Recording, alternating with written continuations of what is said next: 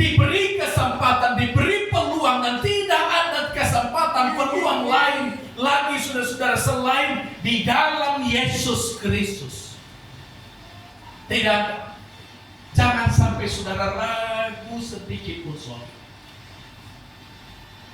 Saya yakin, ini pemikiran saya, orang-orang yang tinggalkan Yesus, dia belum yakin betul bahwa keselamatan hanya ada di dalam Yesus. Itu sebabnya dia tinggalkan Tuhan, dia tinggalkan agama.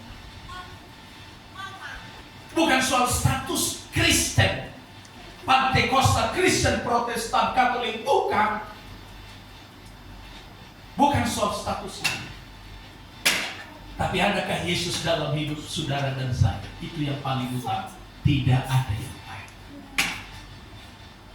Yakinkah kita, percayakah kita sungguh tanpa ragu-ragu bahwa keselamatan hanya ada di dalam Yesus? Saya sebagai hamba Tuhan, seperti kata Rasul Paulus, dan jadi kami ini adalah utusan Kristus. Utusan Kristus, seakan-akan Allah mengasihi hati kamu jemaat GPD Yobel melalui hamba Tuhan, melalui firman Tuhan, melalui kami hamba Tuhan.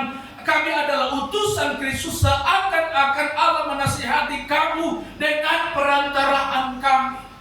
Sebagai hamba Tuhan, saya nasihati saudara, tidak ada keselamatan di kolong langit ini kecuali di dalam Yesus. Berulang-ulang saya katakan, tidak ada keselamatan. Keselamatan hanya ada di dalam Yesus. Kenapa? Dia yang memenuhi syarat. Untuk dua syarat yang mutlak tidak boleh kurang. Apa itu? Harus manusia, dan yang kedua harus tidak berdosa.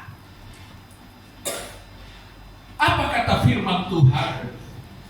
Kristus, kami minta kepadamu, berilah dirimu didamaikan oleh Allah. Ayat yang ke-21, Dia Yesus Kristus.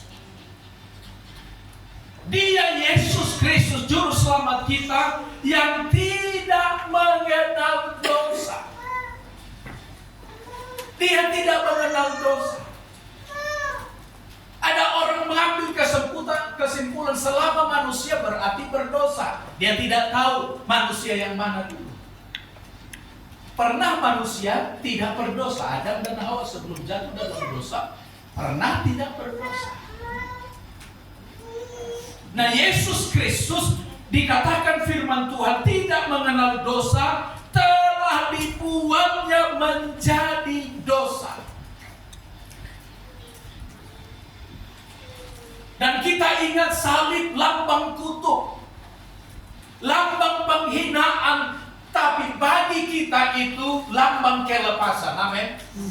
Saudara-saudara, salib itu adalah lambang kutuk. Orang bilang, wah bangga banget, simbol Kristen kan kutub. Betul saudara-saudara. Karena apa?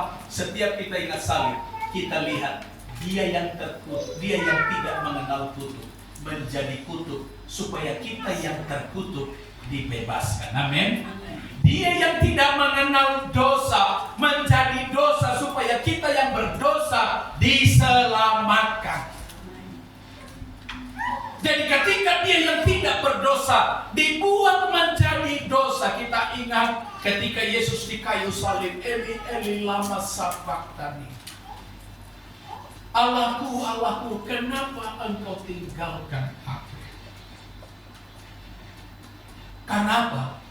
Saat itu, saat di mana Yesus Kristus, semua dosa manusia dari sejak Adam dan Hawa, dari sejak kemudian kepada bangsa Israel sampai kepada kita, semua dosa dalam perjanjian lama itu adalah lambang-lambang yang nanti digenapkan dalam diri Yesus Kristus di kayu salib. Itu sebabnya ketika itu Yesus berlumuran dosa. Dosa siapa? Bukan dosa dia, tapi dosa kita.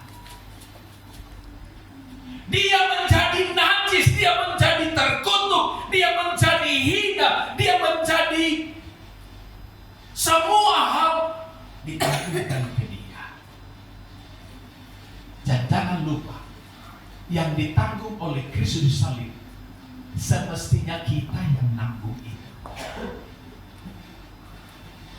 semestinya kita lah yang dihukum di surga. Tetapi syukur bagi Tuhan, Tuhan selamatkan kita. Haleluya. Tuhan